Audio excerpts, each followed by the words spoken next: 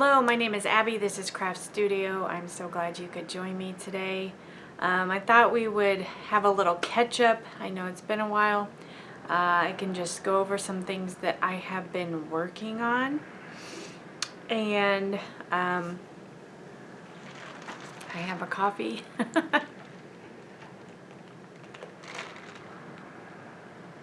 I am in my living room.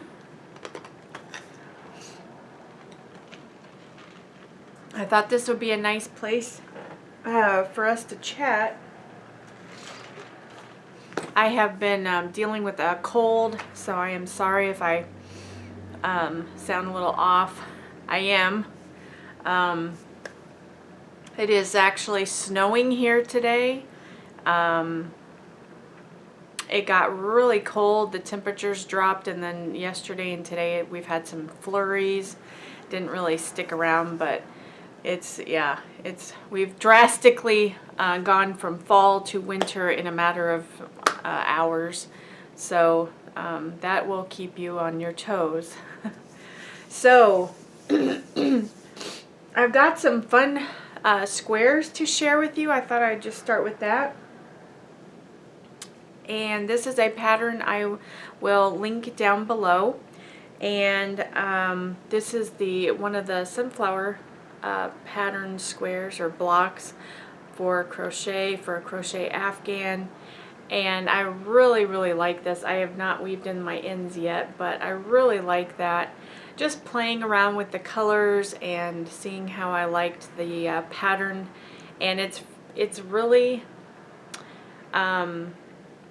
let's see,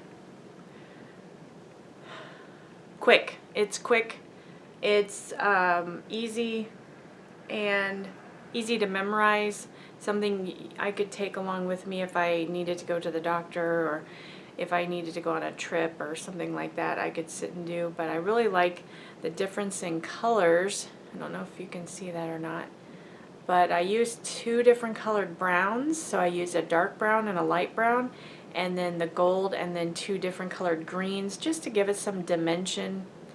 And I think it turned out really nice. I really like that.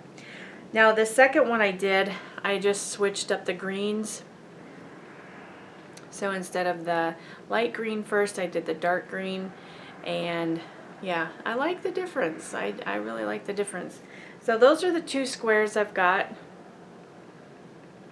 I think they're really cute. I really like how they're 3D. You can see how the popcorn stitched, they're raised, so it gives it a 3D effect. But then of course once I finished that, I wondered what would it look like in another color.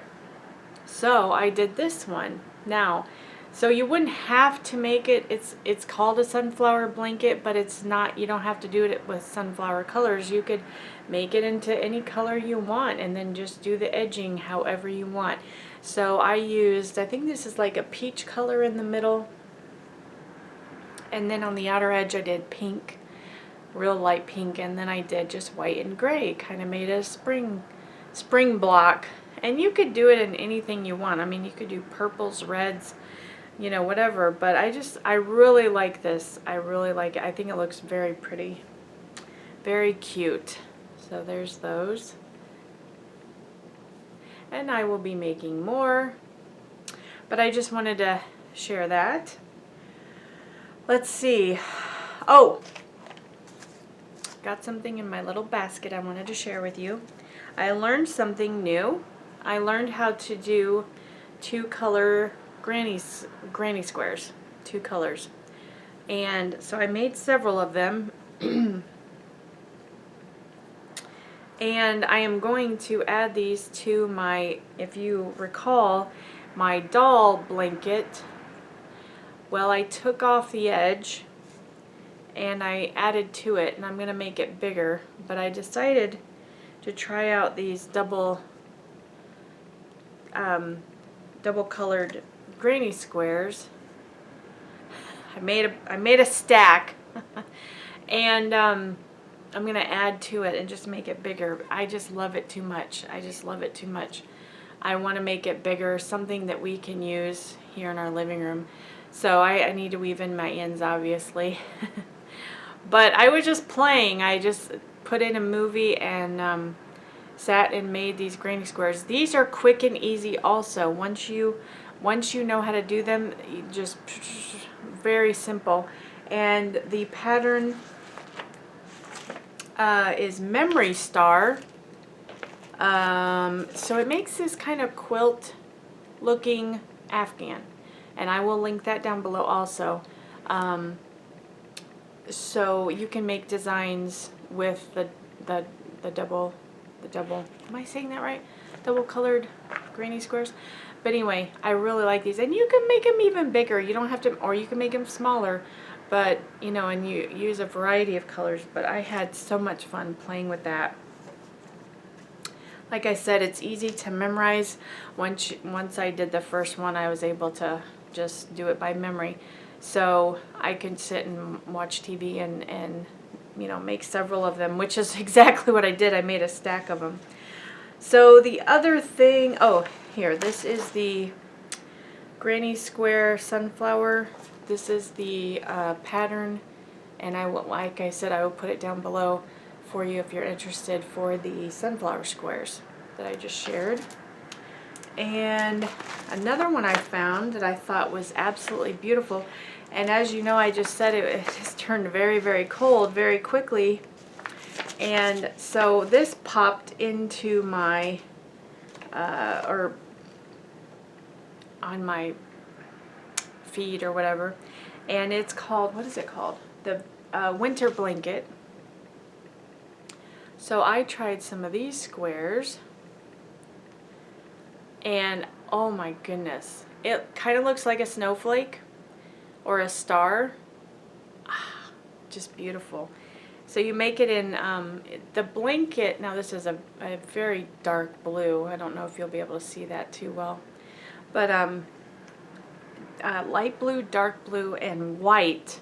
Now I did it in varying shades of, I did 2 blue and a gray and a white, but I just thought that was so beautiful. And I used the Premier Anti-Pilling, what is it called? Premier Anti-Pilling Everyday Worsted. This is what I had left over from the Block of the Month club that I had. I did not finish those blankets. I had all this yarn left over, so I thought, well, I might as well use it. So anyway, it's very, very soft, very fun to work with, but I just love these squares. I love how they turned out, and they're just so beautiful. This would even make a really nice pillow, a really quick pillow. You know, you have the 4 blocks, and I don't know, make another side for it, but yeah. Or I might make both, pillow and an afghan. So this is the pattern. It's the vintage winter blanket, and I will link that down below also if you're interested. Go check that out. All right, another thing that I have been working on, and I just started, I found these adorable lollipop angels, crochet angels. Now you can use these as ornaments, or you can make them as gifts and give them away.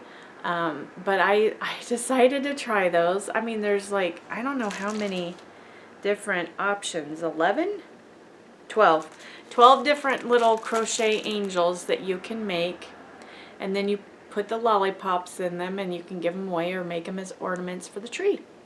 So since we're getting close to that time, I decided I'd try it out. Now I am not finished, I just started this, but I decided to make, this is the little dress for the angel, so I just started that.